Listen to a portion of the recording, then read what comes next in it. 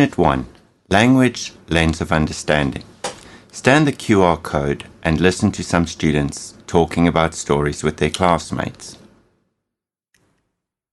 They would not listen to the old woman and nearly knocked her down. She could not keep the crowd quiet, but Akulia and Malasha helped her.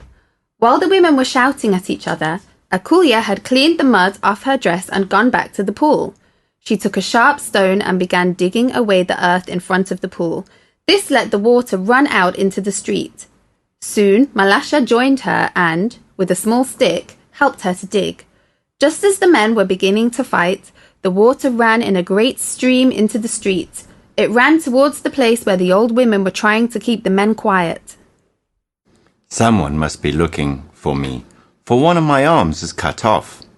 Then he saw his wife standing next to a big tree.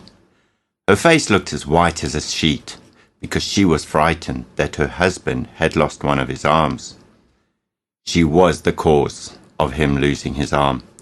On the way home together, he exclaimed, "Now I am going away.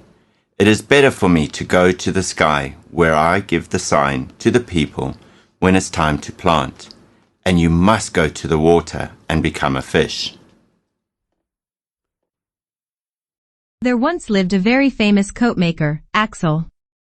He lived in the western coast of Norway, where white sheep were vastly bred. Axel was very talented for his delicate coat.